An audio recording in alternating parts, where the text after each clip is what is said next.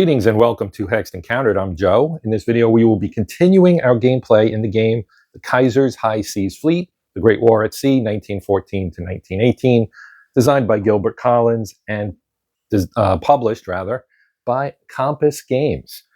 Okay, so I have done a gameplay setup, and I also did a first look. So first look, gameplay setup, and turn 1. So this will be turn 2, and we will see how things go. From there, right now, the Germans, or the Central Powers, I should say, have a slight lead with 1 victory point here on the victory point track at the bottom, right here. And our turn is right here in the bottom left corner. We are in the first turn of 1915, 6-month turns, so this covers January through June. And we did have a nice big, beefy battle there in turn 1, up here in Heligoland Bight, and kind of a wash. Both sides took some damage. The Germans took a bit more damage and actually did have a ship sunk. That ship was the Ostfriesland, a battleship, and that was sunken. Here it is. So they did lose a ship. They have one ship that has 4 hits, which is 1 shy of also being sunk. Couple with 3 hits, and a couple with 2 hits, and then 4 of them with 1 hit. The British ended up with 5 ships with 2 hits and 4 ships with 1 hit. So this could be a little bit less of a big turn, although we are going to be able to move out some of these other fleets that were not allowed to move in the first turn. That being the Russians, the Austro-Hungarians, the Italians, and the French. None of those could move, but they can move this turn. So we will get underway here. So we have our mutual reinforcement phase. So we do have ships that arrive after turn 1, reinforcements, right? And for example, here from the German 3rd Squadron, you can see here the Markgraf, which has a 2 next to it, or the 2 on the counter rather. That indicates that it is a turn 2. Then we have the Crown Prince, also turn 2, and 2 more. This is all from the 3rd Squadron. And then on the British side, just for an example, from their side, whoops, dropped 1. We have the Empress of India, Benbow. The Canada will come on turn 3, the Royal Oak on 4, and the Resolution on 5. So you can see how that works. Okay, so anything that is in turn 2 can move into the active. Now, we do have task force sheets or charts that have all the ships on them, and that's where your ships live, because aside from, well, that's where your ships live if you are a country that has a squadron counters, squadron markers. And really the only ones that have those are the British, the Germans, and the Americans, who are up here. But obviously they don't join the war until we get to 1917 and the second half of 1917, to be specific.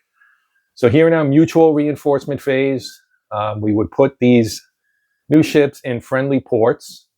Reinforcements are not allowed to move, so they can be put into ports but not moved.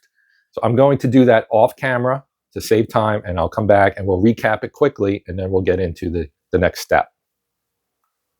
Okay, so to quickly recap, Germans added their ships here. So these ships cannot move this turn, so I'm going to leave them on the map here, and then I'm going to actually move them off onto the task force chart. Because in the case of the Germans, these go with groups. You can see the Derflinger here has a scouting on it. There is a scouting group or squadron right there. And then we have the Markgraf. These are all Squadron 3, so 3rd Squadron. The Germans' 2nd Squadron is their pre-dreadnought, which is here. Does not have a squadron. We did also pick up some U-boat reinforcements. Now, the U-boats are a little different than your regular reinforcements. They come in turns 2 through 5. You get an additional U-boat marker for the Germans, and they can be played. out on the map, I believe. And then we have for the British, they have a nice stack of ships that will be able to move next turn. The French did not add anything. The Italians picked up 2 that they cannot use, including the Andrea Doria there. And the Austrians do not have anything until turn 4. So that covers everything. We were not able to get the Goeben, which you can see here with battle damage on it, to Constantinople. So the Ottomans do not have a ship to use here in the game. So the Ottomans are essentially not active in this game. All right, so second step is the mutual repair phase. Now we have a lot of ships needing repair. So we can deal with the ones that are on map first. Now down here in Malta, the British have 1 ship, the Inflexible, which was fighting with the Goeben along with its 2 sister ships here. And they did 3 hits of damage to the Goeben, also prevented it from being able to get to Constantinople. But they can repair the number of repair points on the map here for Malta. Each port will have a repair number. For the Germans, for example, it's 8. And here is 1. The British have 10. The French have 3 at Brest. And then they also have 2 at Toulon. The Italians have 4. The Austro-Hungarians have 2. And then you can see that like neutral ports like Portugal has a 2. Rhodes is a 0. Gibraltar's a 1, and so on, right? And then you have some over here in the United States also has 10, but they are not in the war yet. So that 1 allows us to remove 1 hit. So we will remove 1 hit from the Inflexible in this case, and that goes off the board. So that's how you do this, and you move around. Now the Goeben has 3 hits, so it can repair 2 using the capacity of the Austro-Hungarian port here, so that leaves them with 1 hit. Now the other thing you have to do is you have to flip it. So in the Inflexible's case, you have to flip it over like this to indicate it cannot move this turn. The other 2 here can, so the Indefatigable and the Indomitable can both move. The Goeben would also be flipped and still has 1 hit, so that will not be able to come back out until turn 4, essentially. Then we have a bunch of damaged ships that are not actually on the map. They're on the shipyard cards, which are over here. You can kind of see the edges of those. So I'm going to adjust all of those. Well, let me pause and we'll go through this really quick. Okay, I've zoomed in a little bit to make this a little easier to see. We have 8 in Germany. All of these are back in Germany. Now, we have 1, 2, 3, 4, 5, 6, 7, 8, 9 ships with damage. So, what we will do is we will start taking damage off and flipping them over. So the Kaiser, we're going to repair 1 hit, leaving it with 3. Then we'll make the Kaiser in 2, flipping that one over as well. So that takes away 2 points of repair capacity. This guy can come back next turn. This is the flagship, Friedrich der Grosse. He has no more hits, or she has no more hits. The König Albert had 2 hits, will now have 1 hit. Luitpold will go to 2 and get flipped over.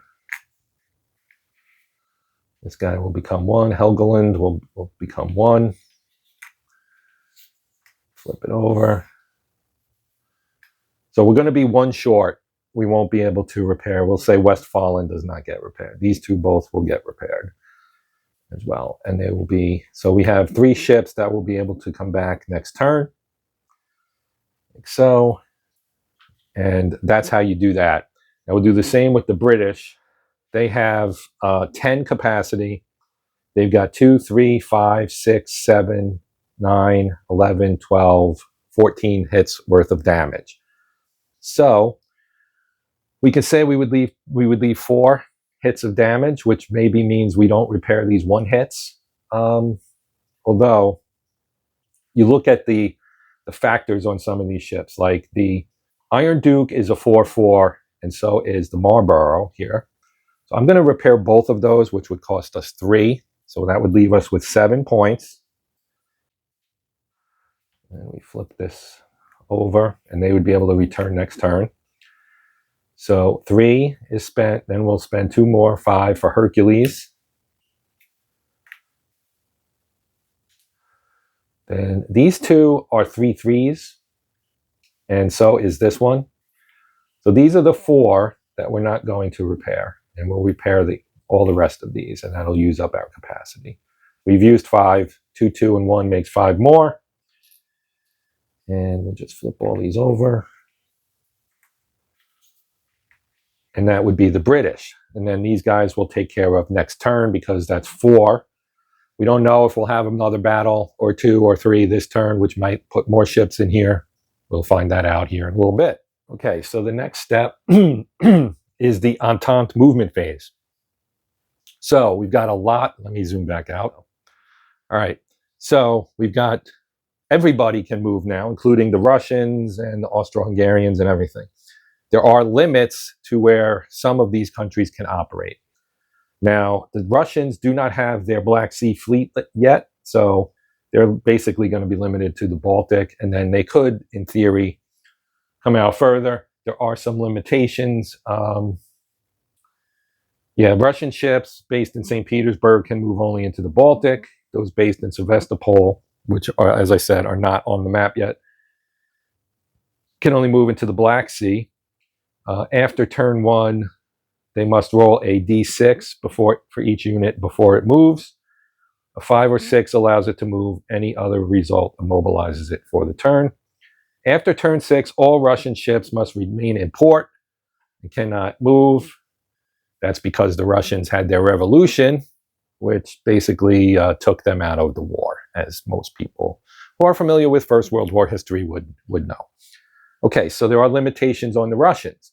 There are also limitations on the Austrians, the Italians, and the French. The French can operate basically Western Mediterranean and out to basically this area here. And these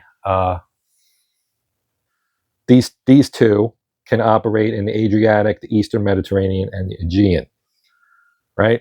The British can do whatever they want. The Germans can do whatever they want. Everybody else, and the Americans as well, I believe, but we'll get to that maybe down the road. But for now, these 2 have no restrictions, but everybody else kind of does. So in addition, we have to make sure that we do roll for the Russians, French, Austro-Hungarians, and Italians. They have to roll a d6 for each unit before it moves. And they weren't allowed to move last turn. So basically, what we're looking at is the war was dominated navally. Is that even a word? From a naval standpoint, by the Royal Navy, of course, and the Kaiser's High Seas Fleet. All right, so let's start trying to move. So let's move our Russians out into the Baltic, right? We'll start there and kind of work around. All right, so we have, how many ships here? 4. All right, we have the Poltava, the Petropavlovsk, the Sevastopol, the Gangut, and their pre-dreadnought. We're going to try to move all 4 of them out into the Baltic, because why not? So I'm just going to take 4 dice, 3 whites, 1 black. I'm going to roll them all at once. And, well, let's do 3, because the pre-dreadnought, well, how about the black is the pre-dreadnought, and the other ones I think are identical. They are, so it doesn't matter which ones of those 3 I move out, if any. So we got 1 white that can move. We'll put the Poltava out here. Everybody else is stuck in port. Okay, that's easy enough. Now we'll go, well, we'll save the British. Let's do all the allies first. Now we'll try Corbeil and Paris. We'll roll 2 white. And that's nothing. They get stuck. The Jean Bart and the France and their pre-dreadnought. Again, we'll use the black for the pre-dreadnought. They also are stuck in port. Now the Italians, they have 4 ships, 5 ships that can move, and 4 ships and the pre-dreadnought. Plus these 2 are locked in port because they were reinforcements. So I'm going to roll Dante Alighieri first by himself, and that's a 5. Yes, a 5 does allow them to move out. So we'll put him in there. And did I roll other 5s? I think I did. I was thinking I had 6 in my head, but we'll just go with this. All right. So they're out in the Western Med. Now I'll roll 3 whites and the black for the other ships. The black is, of course, the Dreadnought. So we get 1 more 5, and let's move. Oh, wait, they can't go into the Western Med. They would have to be in the Eastern Med. So we'll put 1 in the Adriatic and 1 in the Eastern Med. From the Italians, then that's it. So we would then go to the British. So let's do the British now. They do not need to roll. So basically, you can move surface squadrons 1 adjacent sea area or use British strategic movement, which allows them to move back to home port if they wish. So let us move. What do we want to do here? So these guys are in the 3rd battle cruiser squadron and the submarines. Well, we can place our submarine wherever we want. So let's put it. Where do we want to put it this time? We'll keep it in the. Let's put it in the Adriatic. And maybe it can attack one of these Austrian ships should they get out. Or, well, yeah, let's put it in the Aegean. Why not? All right.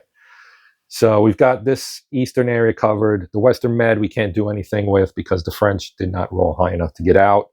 Although I feel like I did screw that up. I'm sure people will point it out.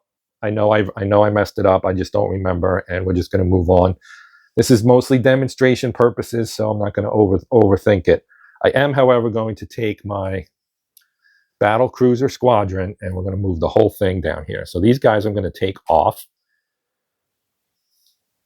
And I even will take this one off, but I'll leave it flipped. And I'm going to put it on the task force mat. And there it is right there. So I'm just going to put these guys.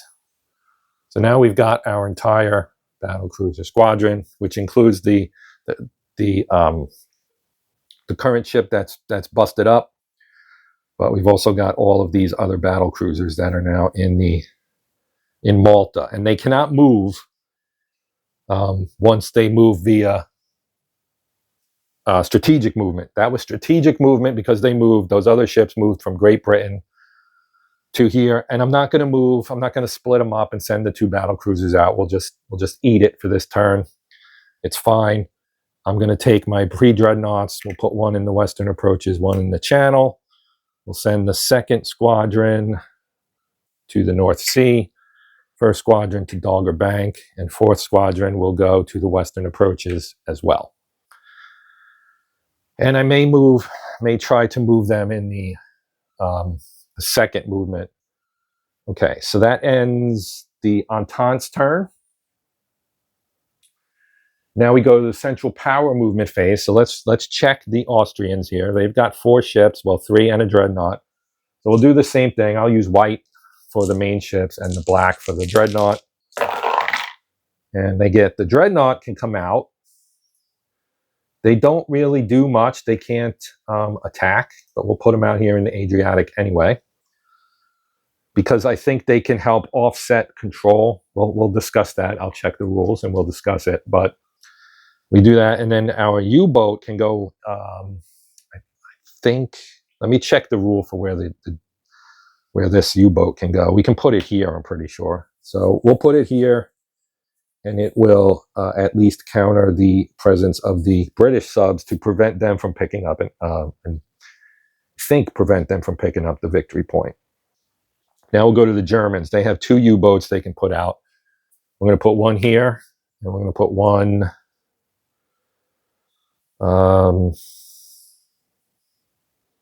Let's put 1 here. No, you know what? I'm going I'm going to put them both in the western approaches. Put them both here. That way we can take 2 cracks there. Now, as far as the other ships, none of these guys can move. Right? Now, our squadrons, and this is also true for the British 1st Squadron actually only has 1 ship right now that's active. That's right. That one's right here. That is the Collingwood, because the rest of them are in the shipyard being repaired. Now, the 2nd Squadron is at full strength, and they're up here in the North Sea. And our 4th Squadron also took some battle damage and is down to 2 ships, the Bellerophon and the Temeraire. So they're a little thin, but the Germans are also very thin right now. So their 1st Squadron currently has 3 ships, the Nassau, the Posen, and the Oldenburg. But that's still fairly strong, so we'll move them here to the Heligoland Blight, or Bite rather. I keep wanting to say Blight, but it's Bite. Our 3rd Squadron also has nobody. The 3rd Squadron basically is out of play right now. And the Scouting Squadron does have some ships here. We've got the Moltke. These are all battle cruisers, by the way. We've got the Moltke, the Seydlitz, the Von der Tann, the Blücher. So let's put the 3rd Squadron there. Okay. And we'll put our pre-dreadnoughts, we'll put them out here with the,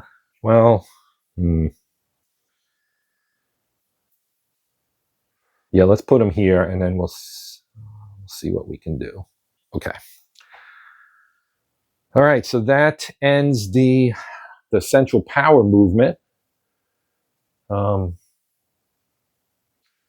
Austro-Hungarian U-boat can be placed in the Eastern Med, Adriatic, or Aegean. So that's, I was right in my thinking that I could put it here.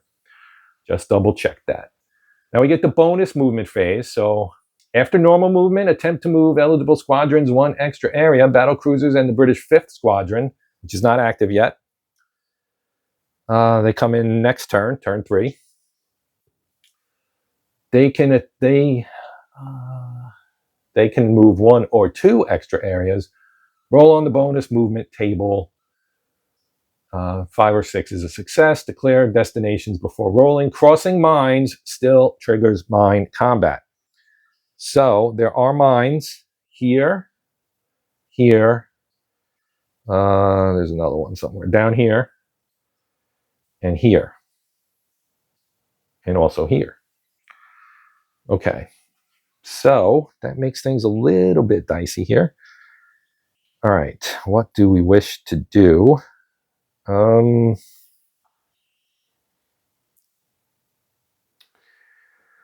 we want to try to draw? We could take the 2nd Squadron here and try to move it into there again. Or we could play defense and try and hold them out. Let's see. Let me pause while I think. So here's the thing that I'm thinking about, right? So we have these 2. Now the pre-dreadnoughts are limited in their usage in terms of if they end up like what we have down here, once movement is completed, this guy is going to go back to port because he cannot be in the same spot with an enemy ship. Now they can't be attacked or sunk, so they can control an area if they're alone in it or if the only other enemy is a U-boat or a submarine. So in this case, he can be here, and we may try to, well, I guess we can't even really move him because the Italians also have a vessel here. So essentially, this is a waste. I put him there anyway, but because honestly, I forgot that, he's going to have to back to port because these guys could not hang with these big dreadnought battleships. All right, so we do have one here for the Germans. Now, here's the thing, if you're from the British side, right? If you're thinking, well, I can move my 2nd Squadron, which is pretty strong still, into here to take these guys on. And then, assuming you roll a 5 or a 6, which would allow them to do that. Once you did that, we could roll for the pre-dreadnought and move him here. And then you know, because the Entente goes and is done, and then the Central Powers go. So if they move them here, I would try as the Central Powers to move this guy here because that's worth 3 victory points. This is worth 3 victory points for the British. So it's yeah, it's a tough thing here. Now this one over here, the U-boats don't force this one to go away. So we could take this guy and move him here if we wanted to, because that would give the British an extra, or the Entente, the extra victory point. That might be worth doing because this guy's not really going to do anything. Or, and this is probably what I'm going to do, I'm going to try to move the 2nd squadron here, right? And if he succeeds, then I'll take the 4th squadron and move him there. See, that's how you have to think. So let's roll for this one first. So a 5 or a 6 will allow him to move, and it's a 2, so he doesn't move. Okay, now I can do, I could try the same thing here and try to move him in here. Their 1st squadron, though, as I mentioned earlier, consists of 1 ship.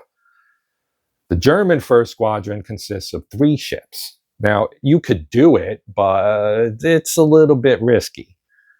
So I think what I'll do instead is I'll try to move the 4th squadron to the North Atlantic and fail. So nobody's moving on the Entente side. I don't think I need to really move anybody down here. I'm happy with what we've got going on here. There's also Entente mines here, so if the Austrians had been out, and I did forget to move them out, I just realized that. Well, I'm going to do this. This is a kind of a retro move because I totally forgot to move these guys. Or did I? I rolled for them, didn't I? Okay, forget it. Sorry. All right, none of those guys were able to leave port. Okay, moving on. So this guy, well, we got German movement now. We're going to put him back, or Central Power movement. Now, we can't really move this guy anywhere. I can try to take him and move, or take him rather, and move him here and see if we can fight it out in Dogger Bank and maybe get 3 victory points. So let's try that. And he rolled a 1 as well. So no luck there. I think we rolled 1 on every single attempt. So we have no battles right now, but we do have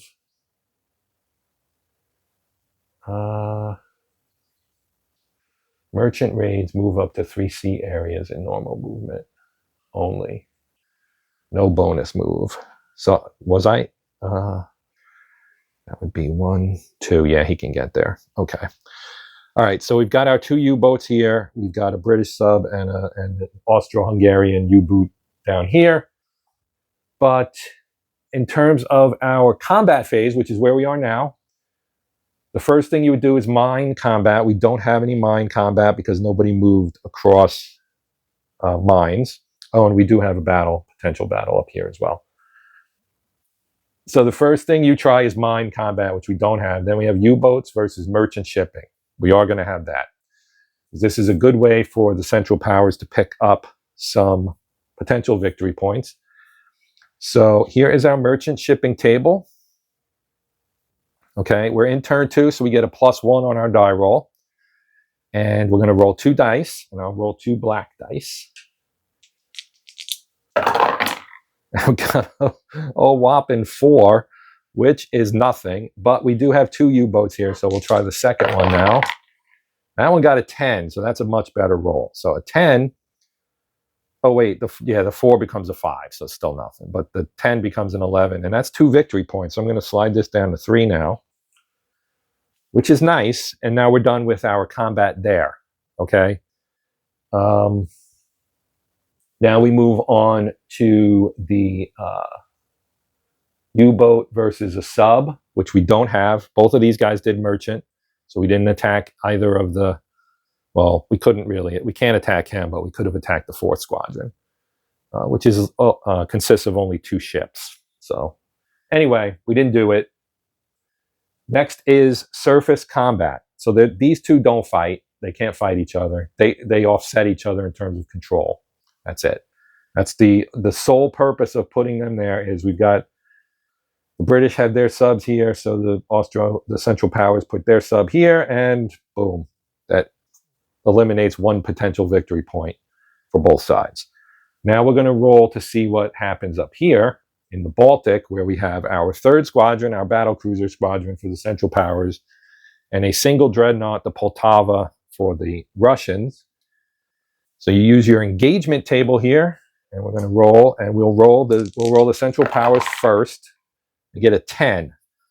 So three squadrons, they only have 1. So they're engaged. Now the Russians will roll, or the Entente, and a 2 to 4 would prevent them. Anything above a 5 or higher is going to cause a battle. So we have a battle.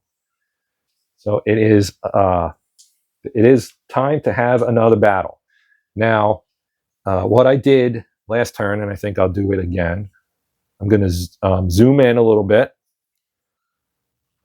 so you have a better view of the ships, and then I'm just going to do it on the map now. The 3rd Squadron is going to be replaced by its actual vessels. Wait. What did I do? I did something wrong here.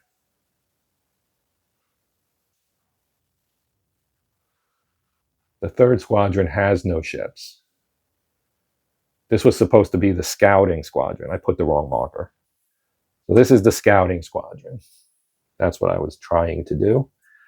So basically you line them up. So we have the Poltava here. And then the Germans have 4 ships. So this is not really in the favor. Oh, and this guy should be last, actually. Because he's a cruiser. And the heavy cruiser really does not. This is the only heavy cruiser in the game. Okay, so you roll the number of dice based on your firepower. So we will roll 4 for the Poltava attacking the Von der Tann here. Von der Tann, and that is 2 hits. 2 hits. So the Entente rolled very strong last game, or last turn rather, and the Central Powers really did it. All right, so we're going to roll 3 because that's the firepower of the Von der Tann. And then because they have 2 hits and their defense is a 3, they're on the verge of being sunk, so they're going to actually break off after this round. They get no hits. So these guys will get a break off marker. And now we'll move on to the Seydlitz here. He gets a hit. So he has 1 hit now. Then the Moltke, nothing. And the Blucher gets to roll 1 die and nothing. All right, so it's the end of round. It's the end of round 1. So our break-off ship will leave. And I'm going to put him back here in the shipyard. So he goes back home and runs away, essentially. And now we determine if these guys are going to try another round. Now, the Central Powers with an advantage, they will. They say, let's go, round 2. We want to damage this guy and maybe sink him. The Russians, the Entente, the odds aren't great. They're not really in their favor, although they do have good firepower. So we'll try 1 more round. And then if there's only 3 rounds. So let's see what happens in round 2. And if round 3, if these guys are banged up in round 2, then maybe round 3 will happen. All right, so he got no hits that time. So this is the dicey part, literally. Oh, shoot, sorry. Did that last time too. No hits for Seydlitz. No hits for the Moltke, and Blucher, no. That's a 4, so no hits. So no hits. Now we go to the 4th or 3rd and final round. We'll let the Russians will play it out, right? And they get a hit. So they've put another hit on the Seydlitz here, or a hit on the Seydlitz. Now we do the Germans. So Seydlitz first, gets nothing. Moltke gets 1 hit, so now he's got 2 hits, which means he would be breaking off at the end of this anyway. Now here's where it's, if Blucher rolls a 6, he is sunk. look at that. He rolled a 6. So that is gone, and now he is sunk. So we did sink the Poltava. The Russians pushed their luck, I guess, or I pushed the luck of the Russians, which probably wasn't the smartest move. But I wanted to show more combat because, again, I'm playing this mostly to show you guys gameplay. I'm not playing this necessarily the way I would play it if I was playing for real. So yeah, this ship is now sunk, and the Germans have 2 ships now from their scouting squadron that have to go into port for repair. But with him sunk, the Germans now control the Baltic, so they will get 3 victory points.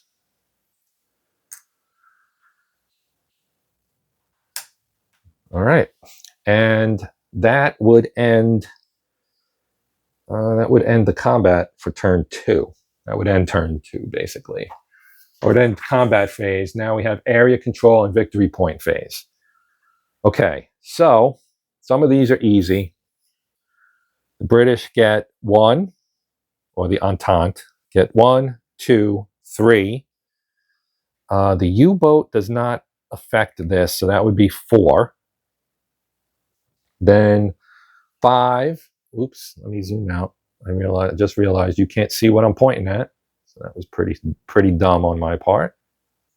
Okay.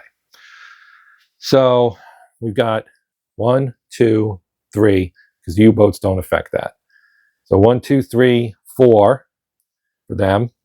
Then 5, 6. So they have 6 for control. Okay, and the Central Powers currently have a +3 advantage.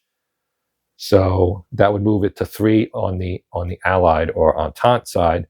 But the Germans get 1, and 3 is 4. So it's a -2, and we go back to a 1-point edge for the Central Powers. So things remain very much in the balance. Once you copy that, you would get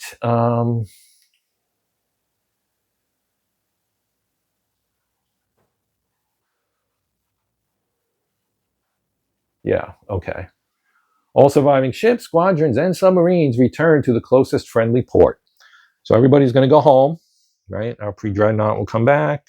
The squadron comes back. The U-boats come back. These guys are now eligible to go out. So I'm going to actually put them with their squadrons. These are Squadron 3. I'm going to put them on their third squadron here. This guy is scouting squadron, so I'm going to put him with his scouting squadron, and our U-boats will stay here, and the pre-dreadnought will stay there. The scouts come home. Then on the British side, 1st and 2nd, 4th all come home. The pre-dreadnoughts come home. And these guys will go out and be placed with their squadrons. You can see there, 3rd battle cruiser. Then we've got some 1st squadron, 4th squadron, some 5th squadron. So the 5th squadron is now going to be active, and here is its squadron counter or marker. So we'll put that there as well. The Italian ships come home. These guys are now included. Sub goes home. U-boat goes home. And I think that's it, right? The 3rd battle cruiser squadron is in Malta. They will be free to move this next turn.